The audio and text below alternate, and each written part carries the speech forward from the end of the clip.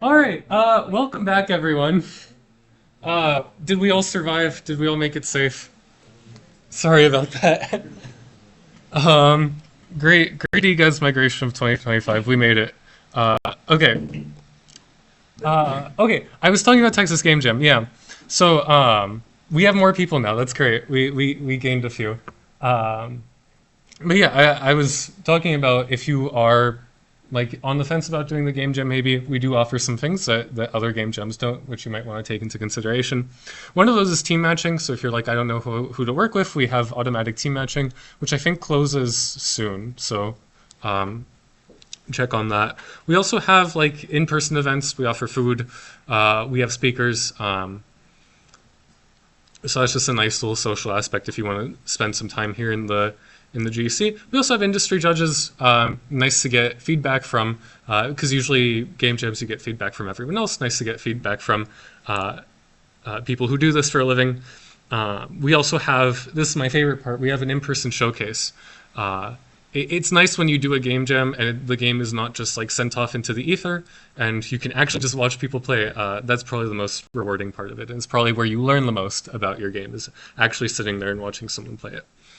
Um, okay, so the topic of today's workshop is sort of like how do we make games in a time crunch? Because you're only going to have a weekend, so we have to find ways to kind of cut some corners in hopefully somewhat sensible ways. So, who here has done a game jam before? Nice. Only a few of us. How did the experience go? A lot of energy drinks. Sleep? No, no sleep. Okay, I mean yeah, that's fair. Yeah. Who else has done a game jam? I saw one. Yeah, how was it? Good experience. Nice. What about you, Safin? Uh, Stress. Stress. Yeah. Would you recommend it? Yes, definitely. Yes. Just don't. I personally recommend sleep, but Yeah. That's the other thing too is like not sleeping doesn't necessarily make you more productive. I've definitely been in the position where I have gone to sleep, woken up, and then immediately fixed a bug that was taking me like hours and hours the night before. So sleep is recommended. From the people who have done game jams before, do you have any tips? What advice would you give to the yeah? Don't set your hopes and dreams of what you aren't so time. Yeah, yeah, You probably won't reach the perfect dream. yeah. So like limit your scope. I my pen is okay. I'm just gonna deal with that. Limit your. Let me refresh this. Today has been a day.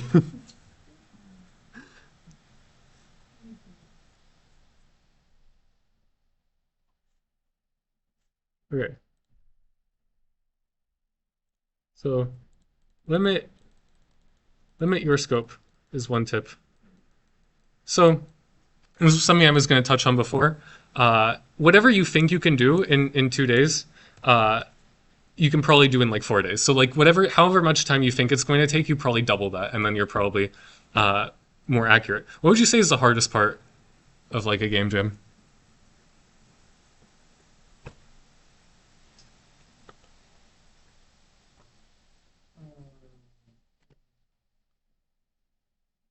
Anyone else can also answer. Like, what are you most scared of? Yeah, I would say the hardest part is like getting over your own exhaustion. yeah, Because like you have to like keep like go, especially for like the 48-hour one. yeah, So just like learning how to like be efficient with like break times and making sure you take some breaks. hmm That's important. yeah. Fresh eyes are really important. Yeah. building off of that, definitely be aware of like the scope of like what you can build in Mhm. those like 2 days, Yeah. and like really just make sure you're not working on something that'll just end up not being finished in the end, and really just focus on the bare essentials and then work on polish like later. Yeah, I agree with that. For those of you who haven't done a game jam before, what are you like most scared of? Like what sounds like the scariest part? What? Time constraint, yeah. So like not finishing? Yeah, I agree. Okay, so hopefully we'll talk about some of that today. if the screen stops tearing. It's probably the double screen recording. Whatever, we'll figure this out. Which So- is working if you want to just use Zoom. Yeah, Or not. it'll be fine. So, some of the biggest like advice I can give is to make your ideas extendable. What do I mean by that? Is like whatever idea you have, the best ideas are ideas where you have your sort of base minimum product that you can do, and then there's a bunch of time, like a bunch of features that you can just work on top of it, right? So if your game relies on like a really complicated feature to just like work at the bare minimum, then that's a more risky idea than having something like, for example, like a top-down shooter where you can just like have a very basic viable product and you can just add stuff later, like you can just add enemies after, right? So if you can structure your ideas in such a way that you have a very simple core idea, but if you have extra time, you can add stuff onto that, that's going to kind of reduce the stress. Because you know that at a certain point you have something that you can just submit and it's like a playable game, and the rest of the time is just like fun, right? The other thing is to be precise. Clarity helps keep your scope narrow. Like if you have a really narrow idea of what you want your game to be, that generally helps sort of keep it constrained. So the sorts of things I would avoid are the kinds of things where they're kind of like vague. Like if you have like say a puzzle platformer, but you don't quite know what you want the puzzles to look like, or you don't quite you haven't quite defined sort of what the core mechanic of those puzzles is. So try and keep your ideas precise. And we'll talk about kind of how to do that too. And then we also kind of touched on this, double however much time you think you need. If you think you can do something in 2 days, you could probably actually need 4 days to do it. Has anyone heard of this before? This is a, I guess a sort of tongue-in-cheek quote, but it says, debugging is twice as hard as writing the code in the first place. Therefore, if you write the code as cleverly as possible, you are by definition not smart enough to debug it.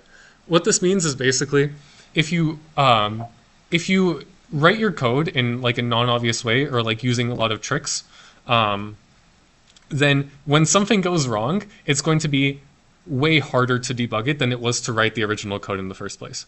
So what this means in practice is try and write your code as obvious as possible, right?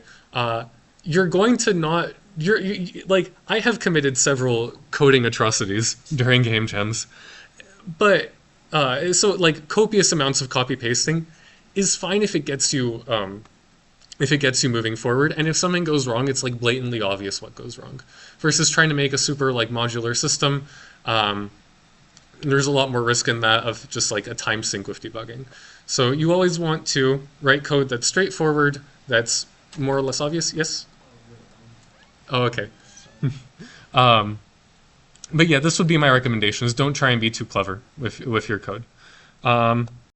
Some more specifics on that. You're never going to see this again, right? So whatever you do, what happens in a game jam stays in a game jam. So whatever terrible code you write, sweep it under the rug and never look at it again. If you want to add on to it afterwards, then you can rewrite the code, and that'll almost certainly be easier. Whatever's most immediately obvious, like if you come up with a solution to like, I want to implement this feature, the first solution you come up with is probably like fine. You can probably get it to work. It's probably not going to be smart, clean, scalable, it doesn't matter. Just keep moving forward, right? You want to be able to clearly see what's wrong. What works for me personally, and everyone has kind of a different workflow, I like to do like the bare minimum planning, right? That doesn't mean zero planning, but I like to, some of the better coding advice I've ever received is to kind of think with your hands.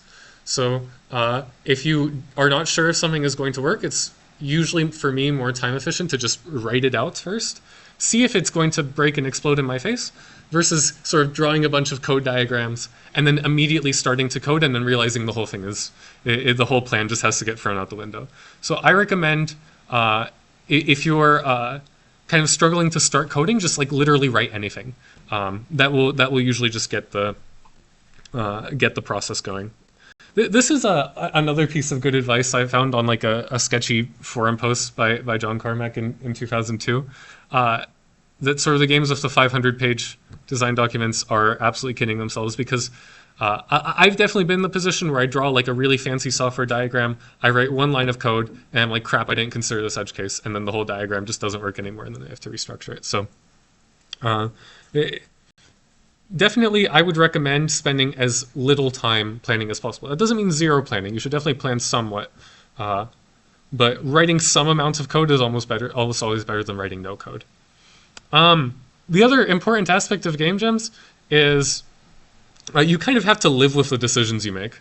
So what does that mean? If you if you start doing something and it's like a really like perhaps silly decision, or maybe like you think that something is going to be fun, but maybe it turns out like Saturday night you realize you don't actually like the game mechanic very much, you just kind of have to live with that, right? So you're going to have to make a lot of important design and coding decisions up front, and you're just kind of have to keep going with them.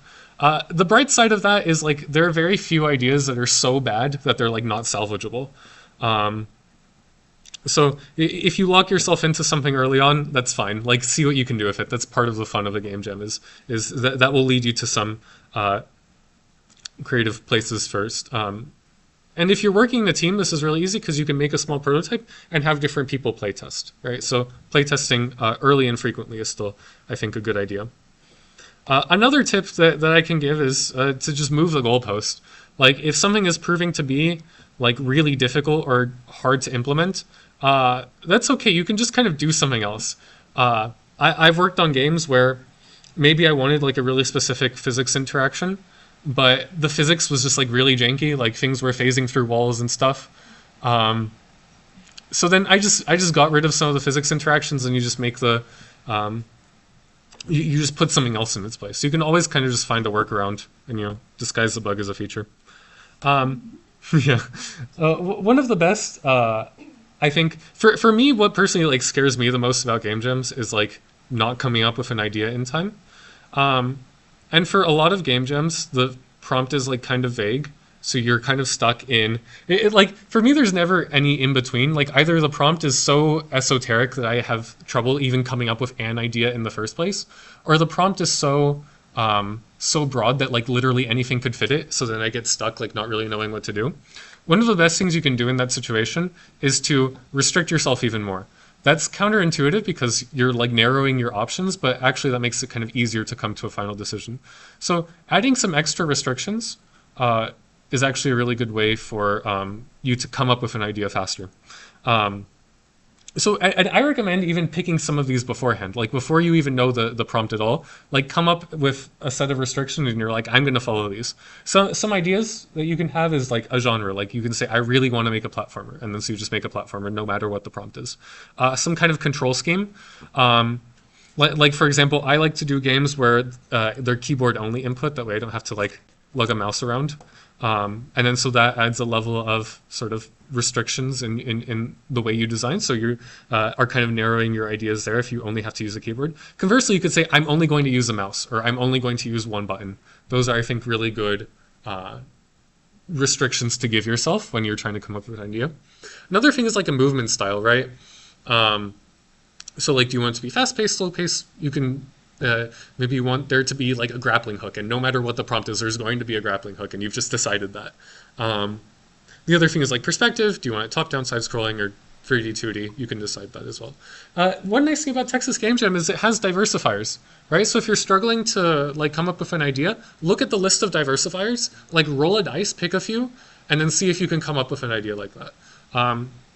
Adding extra restrictions to yourself is a really good way to get unstuck. Now we're going to move on to, so those are kind of my generic game jam tips. Now we're going to move on to sort of a bunch of more specific Unity things that have made my life a lot easier. Before we do that, let's do a quick example. Who here thinks they can make like a simple top-down movement system, just like on the fly? Yeah? Okay. I'm going to start off by making, so y'all are going to help me with this. I'm going to start off by making, I'll do a circle, why not? So here's my circle. Okay. And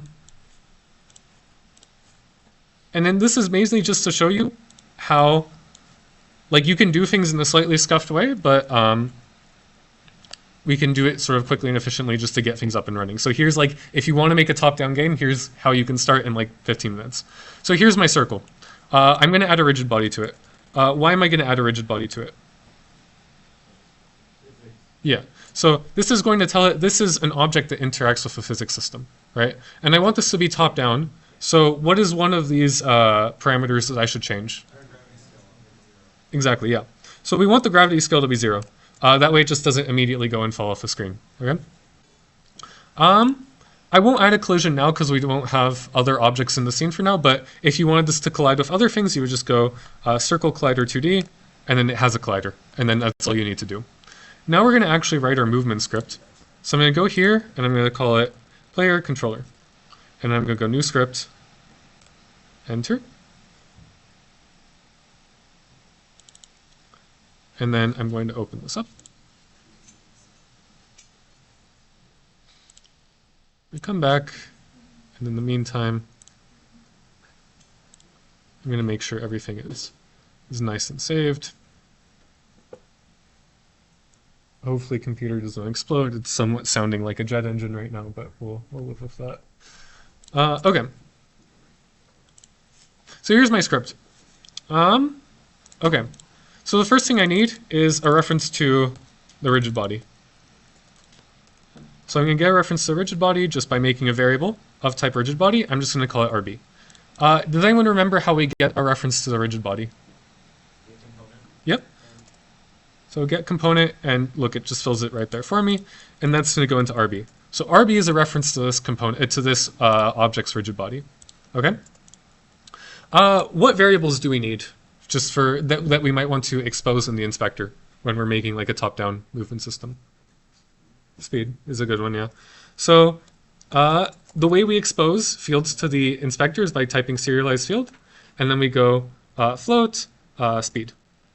Right. So this is some float variable called speed. Does who can explain what float means for the non-programmers? Yeah. Yeah. So it's a decimal value. So that's all that means. For anyone who's curious why we call it float, it's because it has to do with the way it's represented in binary. The decimal point can basically float around, right?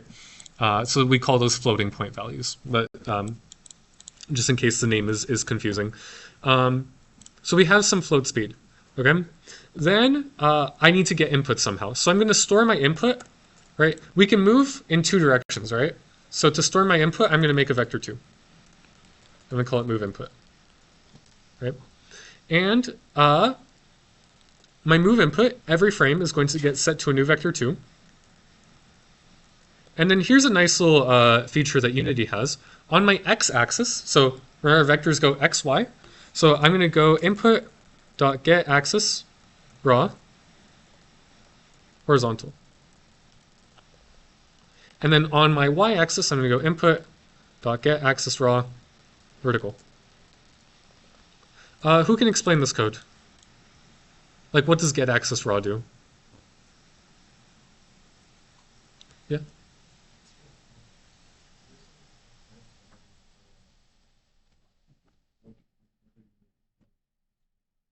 Yeah, exactly. So basically, if I hold either A or D or left and right for the horizontal one, it'll give me a value of either -1, 0, or 1. Right? So 0 is I'm not holding anything. -1 would be I'm holding left. +1 would be I'm holding right. So this can be one of 3 values. Does anyone know what would change if I did get axis instead of get axis raw? Yeah, exactly. So instead of just being one of 3 values, it can have like a bit of an acceleration to it. So it won't go immediately to 1, it'll go a bit gradually to 1. So that can be useful if you want like a quick way to have some amount of acceleration in your movement, would just be to add that. But I'm going to keep it at raw for simplicity. Okay, now I'm going to do something slightly questionable, and y'all are going to call me out on it. I'm going to do a couple of things that are questionable, actually. I'm going to do this. Who can tell me 2 things that are wrong with this? Let's start with the obvious one.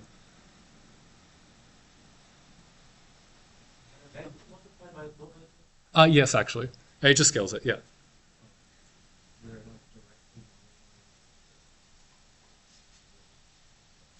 Yeah.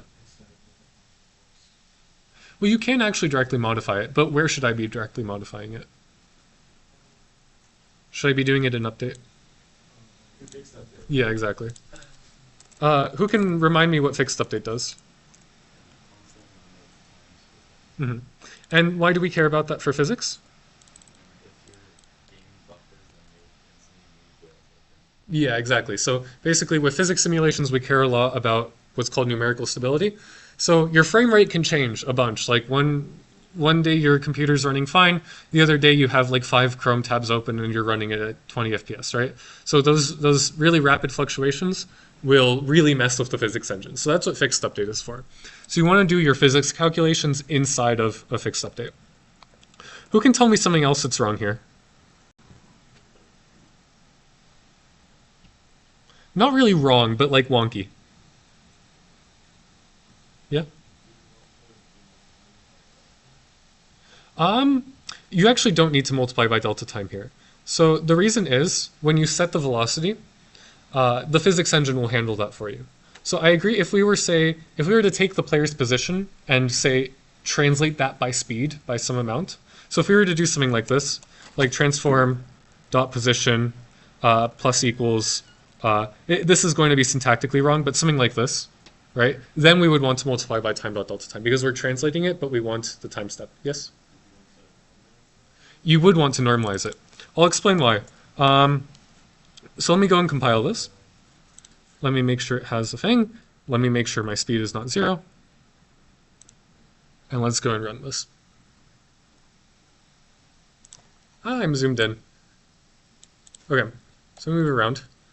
Okay, so I go left, I go right. At how many frames per second? Oh, that's actually pretty decent. Wow, okay. So I go left, I go right. What happens when I go diagonally? Do I go faster or do I go slower? Yeah. So let's explain why that's happening, right? So what I've done is I've set my velocity to move input. So if I'm holding, let's say I'm holding up and to the right. So what is move input? 1, 1, right? Yeah. So here's my player, right? And I'm going to move 1 to the right, 1 up. So here's my movement vector. This is 1, this is 1. What is the length of this vector? Yeah, square root of 2, which is roughly 1.4. Right? So my velocity vector when I'm going diagonally is actually about 40% longer, which means I'm actually going to be moving about 40% faster when I'm moving on the diagonal, right? So what does it mean to normalize a vector?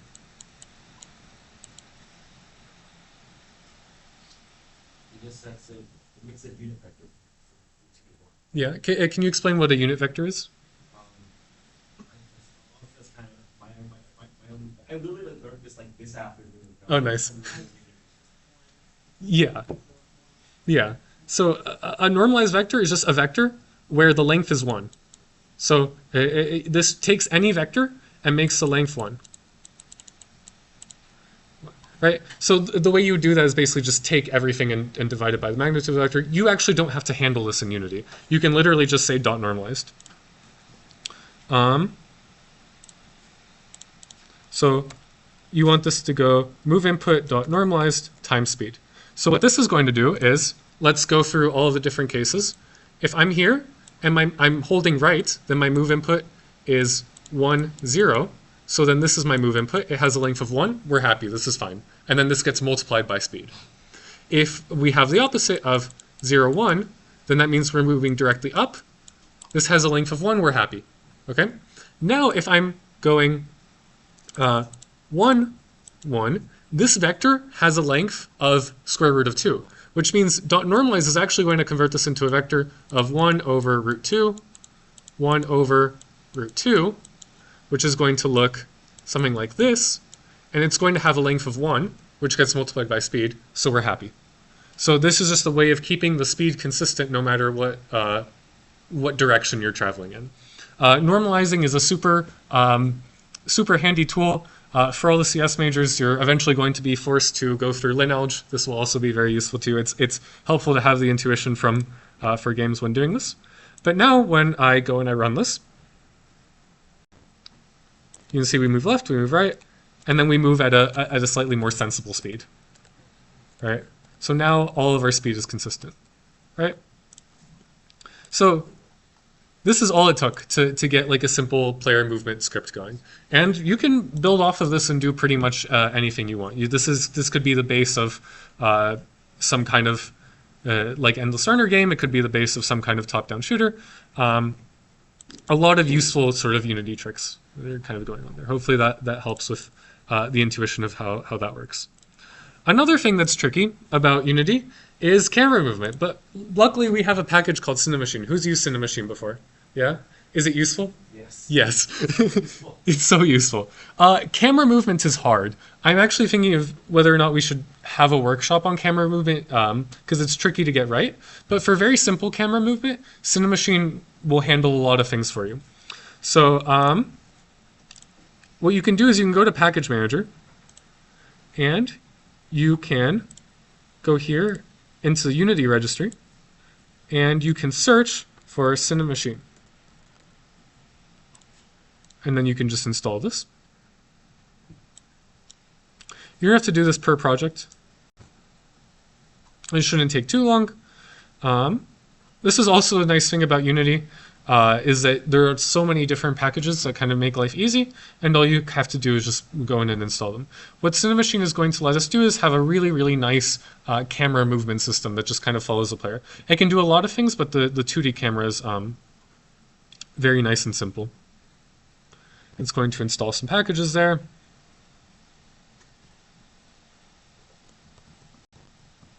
It's going to make my computer run even hotter.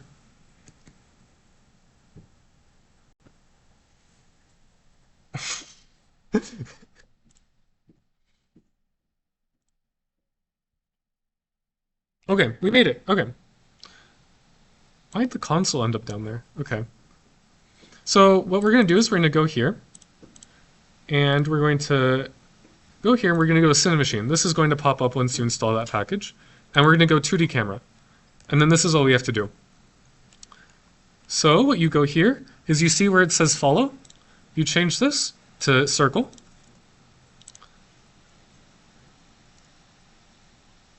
And then once we run it, this is going to follow us now. And you can't see it because the camera is following you. But let me go and add some obstacles around. And you can also change the orthographic size to 5, which is what it is by default. Let me add some obstacles. So I'll go in here. I'll go to Create. I'll go to 2D sprites. Let's get some triangles in there. We'll make like a little forest. Yay, nature. Okay.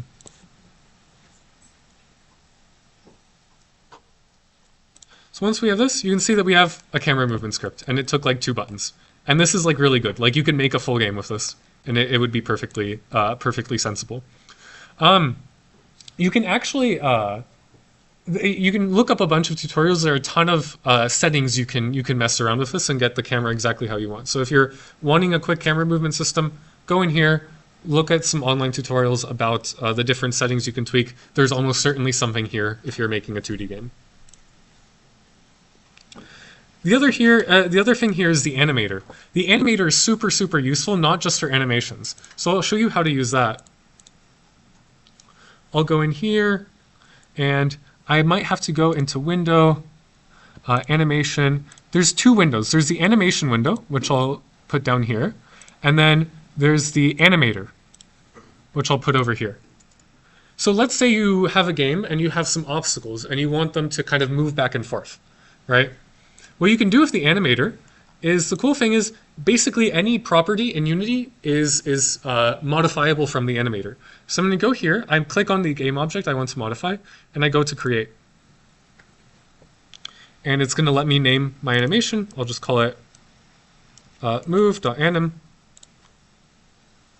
And then I'm going to go in here, and I'm going to animate its position.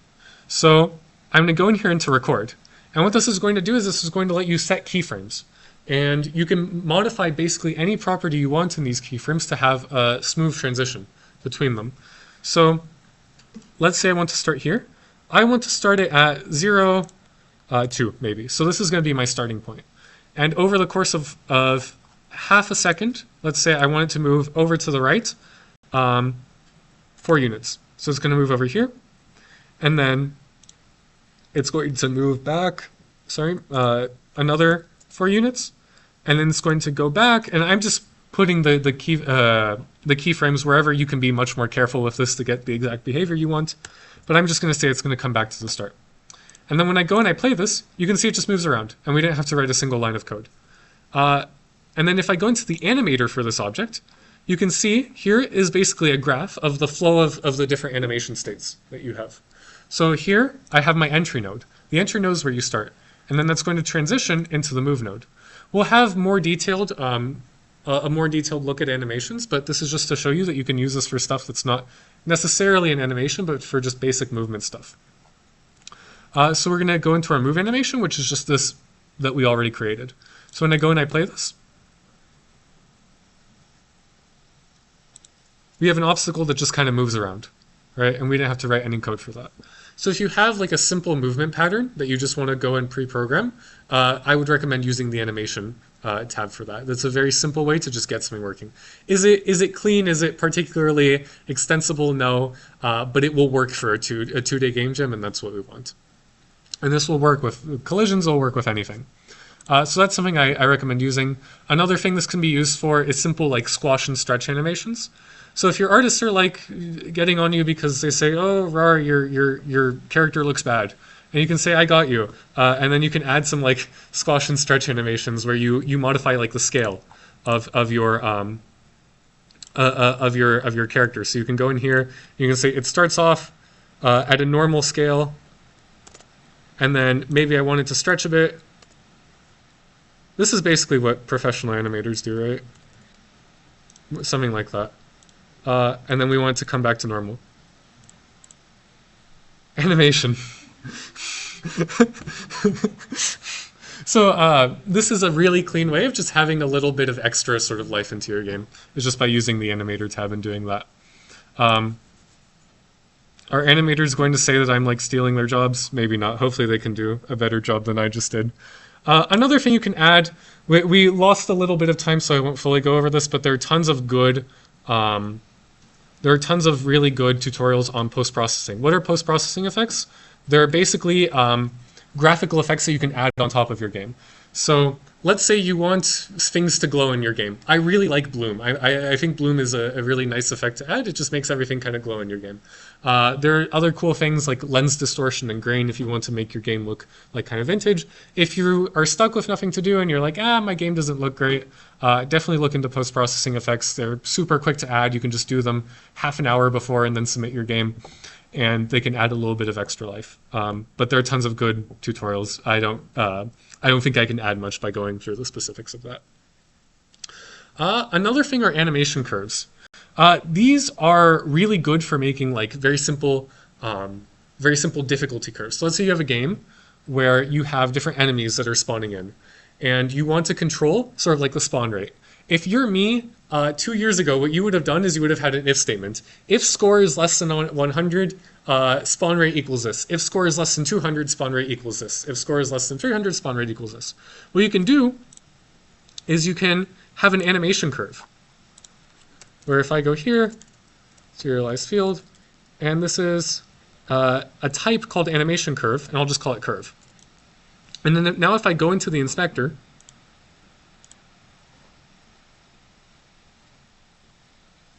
and wait for that to recompile, you see you get this this curve sort of interface. And let's say let's say we're doing this for like a spawn rate, right? So as score goes up, I want my spawn rate to also go up so that there's more enemies and more difficulty, right? So let's say I want to scale linearly, right? So I can go in here and say, okay, well, when my score is like when my score is 0, I want my spawn rate to be just like 0.56, whatever number that means, and you can internally decide what that number means. But then as I get more score, you can see over here I'm at 20, so let's say I'm at 20 score, now enemies are spawning at a super high rate, right? So you can make any sort of curve you want. So you can say, let's say I want my game to get really difficult at the beginning and then kind of flatten out at the end. I can do that like this. I can just add a little thing and drag that there. And then I can add different points, drag these here. So now my game is going to start really easy, and then it's going to get really hard at the beginning, and it's going to kind of taper off. right? So how do you actually use this? It's super, super simple. You go in here and you basically say curve dot evaluate, right? So let's say I have some kind of score variable. So I have my int score and I want to know what my spawn rate is going to be, right? So I have some int spawn rate, and of course I'm simplifying here, but hopefully the idea somewhat makes sense. I have some spawn rate and I want to figure out what should my spawn rate be. I look at my curve that I've defined in the inspector and I evaluate it at the score. And that's going to give me back a number. Or really this is going to be a float, sorry. This is going to be a decimal value. Right? So I evaluate my curve at my score, right? And then I get back a certain value. And then so that's a really easy way to kind of do sort of rapid iteration with your, let's say you're play testing and someone's like, this game is too difficult here. Instead of having to go through a bunch of if statements, you can just tweak the curve graphically, and then that can let you adjust the difficulty in a very simple graphical way. I have never looked back before discovering animation curves. There are lots of good YouTube tutorials also on animation curves that go over a ton of use cases for these. Spawn rates for like difficulty curves just happened to be the most useful one for me. Let's see, I have a little bit more time. I think that high score games, sort of games where you just score and you're trying to get the high score, are really convenient for a game jam because they're very simple to do. They're kind of fun. You know, you have a person who can just play for 5 minutes and then just kind of leave. So I think high score games are really nice, sort of arcade style. What you want to do for high scores is use something called player press.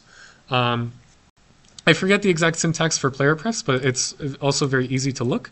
You can go here and you can basically say player press dot set int, right? And let's say I want to set a high score. And so I set my variable high score equal to whatever my score was, right?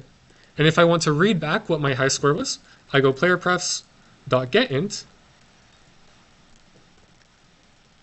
high score. And then I can set this into like some kind of variable and score, high score. And then we also have to provide a default value. Let's say if there is no high score, then the default value is a 0. So this is a super simple way to set up a high score system. If you're interested in the internals of how this works, basically every system does it a little bit differently. Like I think if you're on like a web browser, it stores it in like the browser cookies. If you're on mobile, it stores it in like some kind of hidden browser system. If you're on Windows, it stores it in some kind of file. But basically, this is a super simple way to have some like persistent state. So if you leave the game and come back, you can save your high score. So this is also something that if you have a game and you're like, oh, I can add a high score to it, this is also something that can be done very quickly in less than an hour. And I think it adds a lot to the playability of your game. So that's another thing I would recommend looking at. Another thing you can do, help out your artists. I don't know how, they might say this is like a terrible thing to do, I don't know. But you can take sort of sprites that look like this, that are basically like random blobs, and you can stretch them out and change their transparency in Unity to get like a very simple and cheap like lighting style here. So this is, for example, this beam of light is literally just this stretchy thing, but you stretch it out in Unity, you just change the scale of it, you lower the opacity, you change the color of it, and you have some nice little glowy effects. So that's another very quick thing you can iterate on. And you can do lots of different styles with it. You can add little glowy areas here. So this is also something I recommend doing. If anyone wants this sprite sheet, just let me know, and I will send it over. Okay, so in the 9 minutes I have left, we're going to talk about Git. So when you're working on a game with other people, try not to delete other people's work, and how you're going to do that is you're going to use Git. I wrote this last year. I was in a very, I was very passionate about this when I wrote this. Git is your friend. I know it can look scary at first, but Brackeys has a good video about how to set this up. I recommend looking at that. It's worth the extra setup time for using Git because this is going to let you have the peace of mind that you're not just going to blow up your project and not have a way to fix it, right? So this lets you kind of be a bit more risky with your changes because you know you always have something to roll back on. Even if I'm working on a project alone, I always set up a Git repository for it. It's actually surprisingly easy in Unity. Get one of your programmers to do it. Force them to do labor for you, and they can set it up for you. We haven't talked about prefabs. Who here doesn't know what a prefab is? A prefab is basically, you know how we have game objects? So let's say I wanted to have like a player, but let's say I want to replicate this player across multiple scenes. Right now this player only lives on this scene, so I can't take it into another scene without like copy pasting. So what I can do is I can just take this and I can drag it in here. And then now I have a prefab, right? So now any changes I make to this circle prefab, let's say I change the scale of it to make it bigger, right? You can say it has a little notification here, and I can apply it to the prefab circle. So now all circles across all scenes will have this change applied to it. So that's a really good thing to do when you're working with multiple people, is to make sure that one person makes a change to a player in one scene, but then that doesn't translate over to another. This is a really good way to synchronize with other people. You can look more into prefabs later. They're very useful. They're useful when you want to sort of spawn objects in during the middle of the scene, and they're very easy to create. You just take whatever object you want, you drag it into the assets folder, and now you have a prefab. And then now I can go and I can have as many players as I want. And this is probably going to look really, really scuffed, but we're going to run it anyway for funsies. A swarm. We made a game, guys. I'm proud of us. So you can basically just clone objects like that. This is going to be slightly controversial for any of the programmers, but I think it's a good idea to use scenes as like kind of branches. So let's say you have this scene, right? And you're like, this is a wonderful game. And then some other programmer comes in and then they change your code and then you're like, roar, I'm angry at them. One good way to avoid that is to basically go into scenes and say, okay, this is my scene. My scene. I'm going to go Control C, I'm going to go Control V. And then I'm going to go here, and this is your scene. Right? So you work in your scene, I work in my scene, and then we can kind of just copy paste objects across scenes when we need to. Is that a good, clean way to do things? No, but it's really useful and just a 2-day project where you just need to have some quick synchronization. So I recommend working in that way. So you can come in, you can make changes to here, and then you can come into the other scene, and it's just completely different, right?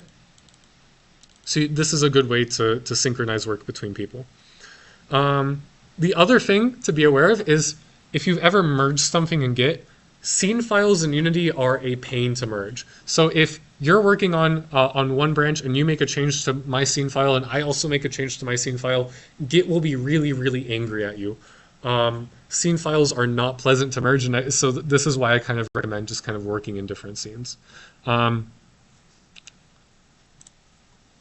yeah, last bit about feedback, because we do have an in-person showcase, so I have 5 minutes, so I'll kind of yap about this.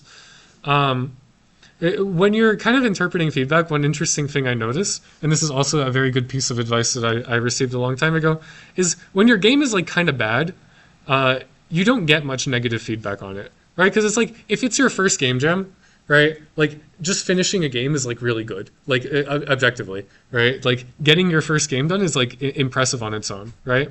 But then you start getting a little bit better at making games, and then people are like, wow, this is bad, right? That kind of tends to happen in my experience because they're kind of treating it more like they expect more, right? Like if a kid makes a finger painting, you're like, good job, Johnny, right? But if your kid actually starts like painting more, you might actually start to critique them a little bit more. So it's a very interesting upward curve of negative feedback that you get as the quality of your game kind of increases, and then as you kind of get over the hill of despair, then your game starts getting like actually fun and good, and then the negative feedback starts to go down. So that's just an interesting thing I've noticed.